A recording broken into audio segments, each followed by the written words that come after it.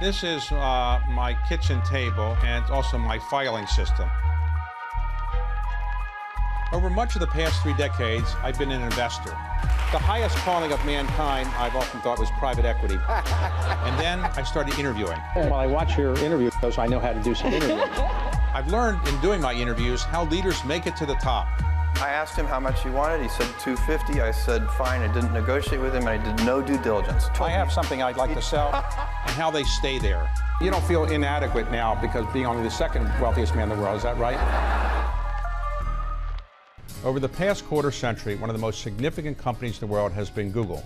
It is led today not by its founders, but by a person who started in 2004, rose up the ranks, and is now the CEO. His name is Sundar Pichai.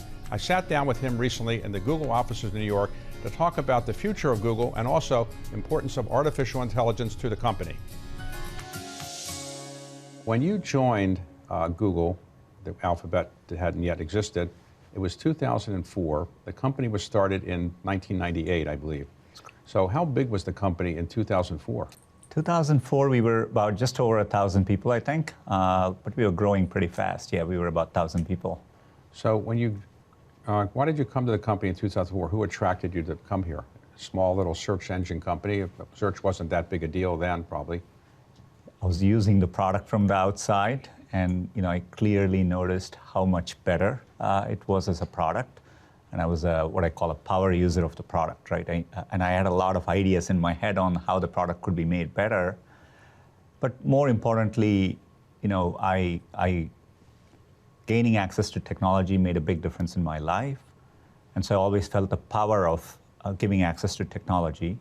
The thing about Google, which appealed to me, was you could be somewhere in rural Indonesia, or you could be a professor at Stanford, and you would get access to that information as long as you had a computer and connectivity. With respect to the company today, you obviously have had some legal challenges. One legal challenge by the federal government, they charged that I guess your search engine was, I hate to use the word monopolistic, but I guess they probably used that word. Is running the company more complicated because you have this lawsuit you have to deal with? With our scale and size, I think scrutiny is inevitable, and we've always engaged very respectfully and responsibly through these processes. Even in the current ruling, the ruling goes to great length to point out that we have achieved success by innovating. Our competitors acknowledge that we are the best search engine in the world. We definitely disagree with the ruling, but we're still in the middle of the remedies phase, and we will appeal, and this process will likely take many years. And I'm confident, given that we are focused on innovating using technology. Right. We'll do well in the long run. And just last week, there was a European court ruling which overruled an earlier decision, but the process had taken almost 10 years, right? So these things take a while. So were you surprised that the U.S. government, after they won that case, they filed another case against you? Were you surprised that happened, and you expect that'll go on for a while too? This one is not to do with our advertising on our search engine. The other one is we provide an ad platform for publishers to run advertising on their sites. And so we provide a platform. And so this is focused on that part of our business. Again, that case is just getting underway, so I expect it to take some time. And but look, where we can figure out constructive solutions, I think we will.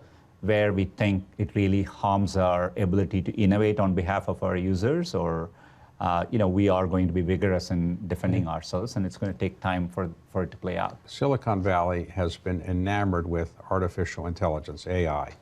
Everybody thinks that they need to have AI attached to their name or be a leader in it. ChatGPT got out to the public first, but you've been working on it for a long time, maybe before OpenAI did. So are you going to go more public with what you're doing in artificial intelligence, and how is artificial intelligence going to change your company? It is. It's been a big focus for us as a company. One of the first things I did as CEO was to pivot the company to be focused on AI first. we have developed a lot of the core underlying technology. A lot of it powers search today. So part of what has helped us keep search above everyone else is by incorporating a lot of AI in how we do search. The current moment around generative AI is what's captured people's imagination. We are incorporating that in search in a deep way. So today, if you go to Google and type a query in, we give, for many queries, we give something called an AI overview, and you get a nice summary on top, which we are summarizing the top results and giving context around it using AI. It's been very well received. People love it, and so it's it's one direction in which we are using AI to evolve our product. We have our models are called Gemini, and people can also talk to Gemini directly. And I just feel like we're at very, very early stages of what is probably the most profound shift in technology we will ever see as humanity. So it's an exciting time. Today, if I want to do a search, and let's suppose I look your name up on a search, and it'll come up with your bio and so forth, and then maybe articles written about you will appear on this, and then maybe those articles will guide me to, let's say, an advertising site or something. But with AI, some people are worried that your AI will basically have all the information, and therefore they won't, the advertisers won't have anybody coming to their site any longer. So how do you address that issue? Today, we've past 25 years, people come to Google because they're not only looking for what they want, but they enjoy the richness and the diversity of what exists on the web, right? So people are clicking through and going to a lot of sites. That is important for us. That's what makes this a thriving ecosystem.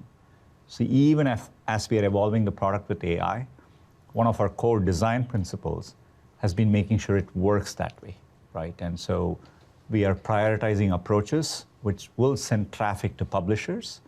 And in the case of commercial queries, advertisers will also benefit as well. But that's, we think about it holistically, because I think that's what allows people to create great content and create that virtuous cycle. So advertisers, are they concerned that somehow the AI search function you have might get them bypassed? The way we think about it is users, when they come looking for information, there is an aspect of it where they're looking for commercial information. It's naturally in the user's intent. And when their intent is commercial, advertising turns out to be very, very relevant information. There was a core insight behind how we monetize Google search that adds a valuable information when users have a commercial intent. That doesn't change just because there's a new underlying technology, right? People are always looking for commercial information, and providers of that information, merchants, businesses, are trying to reach users, and so that dynamic will continue to exist. So Google is more or less the search engine part of your company. Alphabet has other parts. Let me ask you about some of them, I could. Yeah. So but maybe if I could step back, Google has many businesses beyond search, right? So you have Google Search, but think about Google Cloud, where we provide software to all enterprises. It's YouTube, there's YouTube, and so on. Yes. There's Android and so on. So think of Google as our, internet-related businesses. Okay. And then we're using technology still, but we have other long-term bets. Waymo was a bet on autonomous self-driving cars, and that's been a long-term bet. We have Wing, which is a drone delivery company. We have Calico, which is pursuing long-term drug discovery for difficult-to-treat diseases, et cetera. So these are longer-term bets, and that's what we call as other bets. Okay, so Waymo is a long-term bet, I assume, but have you been in one of those cars? All the time. I make sure to go periodically and take a ride in Waymo. It's phenomenal. The progress I've seen every 6 months. The last time I was in the car, the third time I was in it, I was on my phone in the back seat. Once in a while, I have to tell myself, look, I'm in a self-driving car. It's amazing even how people sometimes look in. Some people are curious. Some people are kind of like they're used to it. Do you wear a helmet when you're in there, or you're confident? No, you don't need that. Not at all. Quite the contrary. It's pretty relaxing. We've been surprised at how much people like the experience. We've scaled up to 100,000 paid rides every week in the US. We recently announced a partnership with Uber, so you can use the Uber app in, for example, in Atlanta to hail a Waymo car. You have a business that's the cloud business you mentioned earlier. I think Amazon got to the cloud first, and other big tech companies got there later. How significant is cloud to you now, and are you the person who kind of drove the cloud business here? I mean, it was one of the big areas, I bet on as I became CEO in 2015, and we realized Google was built in the cloud. Google Search, Google Maps, Gmail, everything works. We are a native cloud company, and we are one of the best cloud infrastructure in the world. So we made a decision to really provide it to everyone else, and we brought in CEOs who had real background to do that. Our current CEO, Thomas Kurian, has really helped scale the business. Last quarter, we had over $10 billion in revenues. I think we are probably the number 4th largest software company in the enterprise now. So it's one of our most robust businesses. And in fact, I announced in one of our earnings call recently that we will exit 2024 in YouTube and cloud at a $100 billion run rate. And these were businesses which we've built from scratch over the past decade. So we've talked about cloud, which was a novelty 10 years ago or so, and now AI is a bit of a novelty. What are the areas in the future that you think will be the next great tech interest for Silicon Valley and other people? Is quantum computing one of them? I would view quantum as one of those foundational technologies like AI. Over time, quantum, is we're fundamentally thinking about how to design different computers than classical computers. So I would view it as just like AI, these are underlying technologies. But these technologies are going to hopefully enable many, many amazing applications on top of them. AI, that's why I've compared AI to fire or electricity. It's going to cut across every sector everywhere, and people are going to be able to rethink. Think of AI as you're getting really intelligent decision-making systems to deploy everywhere.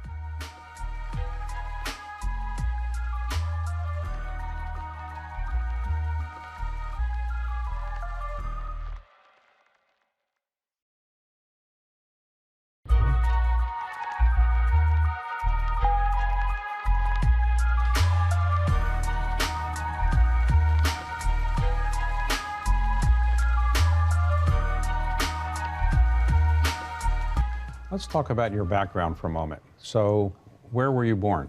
I was born in India, in a city called Chennai in the south of India. And did you grow up, in middle-class kind of family? Yeah, it was a comfortable middle-class life in India, but one of the things was technology wasn't always around, and we had to wait for a while before, we were on a waiting list. At the time, only the government made phones, and this was a rotary phone. So it was a 5-year wait list to get a phone, right? And so we got the rotary phone, changed our lives. We were one of the few people in our neighborhood to have it. People would come to our homes to make calls to their loved ones. I recall, it would be a 4-hour trip to find the blood test results for my mother. Sometimes I would go all the way to the hospital, and they would say, no, it's not ready, come back tomorrow. And with the phone, I could call and get that information right away. So it really, showed me the power of technology. So where did you go to college? I went to a college called the Indian Institute of Technology. It's a set of, few institutions which are primarily focused on engineering. And what did you major in? It's what's today called material science. And I assume you did okay? I did okay. I had a chance to, I really got interested in computers and semiconductors through my degree. And so I really, was motivated by what was happening in Silicon Valley. I literally wanted to be in the place where semiconductors were developed, and that's why I had a chance to come to Stanford. You went to Stanford to get a master's degree in engineering? That's right. Yeah. And did you get a scholarship, or how did you afford that? I was very fortunate to get a full scholarship. I was a teaching assistant at Stanford. Had you left India before that? Had you ever been out of India? No, coming to the U.S. was the first time I was ever on a plane. Okay, so you got your master's degree, and then you went to Wharton to get your MBA. I'd only seen the West Coast. I wanted to see more of the U.S. Through fall, I came to the East Coast, loved the seasons, so I just wanted to spend time back east, and so it was also my goal with it was to get exposed to I had a deep engineering and scientific background, so a chance to get exposed to other walks of life. How does a business work? Get exposed to people from finance, from economics, and so that was all part of what I was looking for. So you got your MBA from Wharton. That's Then right. what did you do? Pretty much very soon after that, I ended up at Google, but I spent a short time at McKinsey Okay. before that. Yeah. So are your parents alive? They are, and I see them. They must be pretty proud of you. You're the CEO of Google and Alphabet. Do they call you all the time with advice, or what do they do? Both. I'm fortunate. I'm very close to them. I see them almost every week. But my dad is, kind of. It shows me amazingly. He is 82. He relentlessly reads everything about. He's tried to keep up. He's not a software engineer by training, but a few years ago he wanted to know what a API is, and he has learned it. So he tracks news closely, and so he just talked to me about it. Well, 82 is young. The President of the United States is 82, so you're still young. There you go. And your mother, you talk to her? Yeah, all the time, and she is. I got my love of reading from a very young age from her. Due to financial circumstances, she was working as a stenographer. She stopped working to support the family, but she was a voracious reader, and that's where I got my love of reading from, and so. And did you meet your wife at Wharton, Stanford, or where? Back, we both went to IIT, Indian Institute of Technology. She was, at the time there weren't that many women, so she was a pioneer in her own way of breaking through. And so I met my wife in undergraduate. Okay, and so you've now been married how long? Over 25 years. 25 years, and you have 2 children? 2 children, that's right. And do they run around Silicon Valley bragging, saying, my father is the CEO of Google, or they don't do that? Quite the contrary. I think, they're trying to find their own voice, and, we hardly talk about my role or anything in the context of my family. Let's say you go to a restaurant in Silicon Valley with your wife. Do people come up with resumes all the time or ideas for funding things? How does that work? People, less the resume part, maybe people want a picture or want to say hello, and so that does happen, particularly in Silicon Valley. But, doesn't always happen. I've kept a reasonably private life, so that helps, I think. Humans interact with the world in very natural ways. We see things, we hear things, we speak, and so that's an example of how we can make search better, and AI can play a role.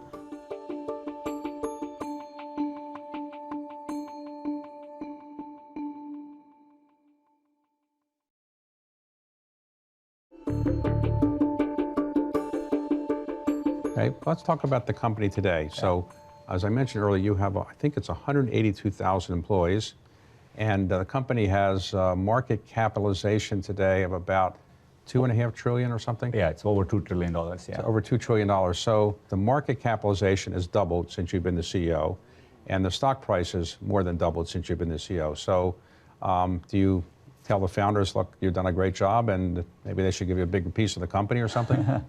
Look, no, I'm very fortunate to be compensated well. Look, I think for me, look, as a technologist, I feel like I'm at the front row of, dreamt about things like AI for a long time.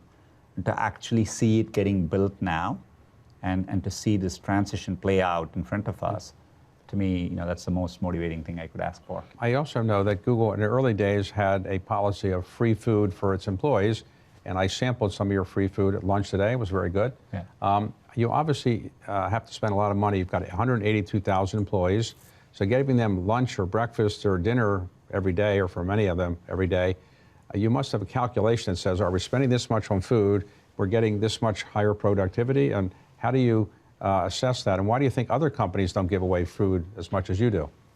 Look, quite the contrary. I think in technology, if you go to the Bay Area, I think a set of things which Google has done as part of now standard modern workplaces in the Bay Area.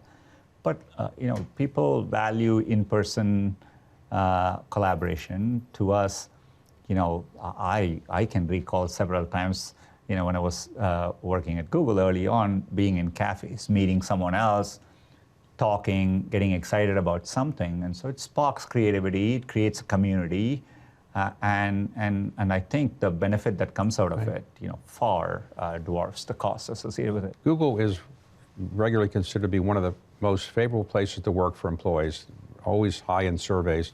And so I assume you've got lots of people who always want to come here. How many people a year try to apply for jobs at Google? I assume it's 1 million people or something more than that? What I'm proud of is, the metric I look at is when we make an offer, what percentage of people accept the offer? And it is... What percentage is that? It's almost close to 90%, right? So typically. If somebody wants to get a job, somebody's watching this and says, I want to work at Google, what are you looking for? High IQs, high work quotient? And it used to be said that you had a very complicated interview process. I don't know if you still have that. But what's the best way to get a job here for an entry-level person? Look, we are, it depends on whether you're in engineering or something else, but, we are, if you're in engineering, we are looking for really good programmers, people who understand computer science well and, can be dynamically, are willing to learn and grow, apply themselves into new situations and do well. But we are really looking for, superstar software engineers, right? So when you're doing a search yourself, let's suppose you want to get information, do you ever have frustrations that you can't get what you want? I mean, sometimes I can't find what I want, but I'm not the CEO of Google, so I assume you can have better access to the search than I can. No, there are, one of the reasons I'm so excited about AI improving search is, we're constantly, people don't always formulate the right queries. We are constantly working to make search easier to use. So for example, you can now, speak with search as well as take pictures and ask search questions. In many countries, for example, in places like India, a large volume of our queries actually come by people just talking to search. And because people get phone, not everyone is comfortable typing in these phones, they just talk to Google. Similarly, what we call visual search, we have a product called Google Lens, and you can take a picture and ask questions. We get billions of queries through visual search. Humans interact with the world in very natural ways. We see things, we hear things, we speak. And so that's an example of how we can make search better, and AI can play a role. I constantly am challenging our product, find things we could be doing better, and then I'm emailing my teams. So leaving the US government aside, what do you see as the biggest challenge to Google and Alphabet going forward? Is it competitors coming along? Is it new technology that you're not in yet coming along and being very important? Or just keeping your organization efficient and not bureaucratic? What do you see as the biggest challenges? Look, one of the things, I would say, because we've always been a foundational technology company, and we are working on these technologies which can apply across many things, I think one of the things which is unique to Google and Alphabet is, we have a chance to go do many things, but being disciplined, doing a few things and doing them well, and doing it with the relentless focus on innovation, and doing it as efficiently as possible as a company with discipline, is what leads to long-term success. And so I think that's what I think about, right? Where all can we do it ourselves as a company? Where do we partner and enable others? That's why Google Cloud has been a big part of our focus, because there are many sectors in which the best way we can help the world and have a good business doing so is by providing our technology and solutions to others. And so, it's getting that balance right.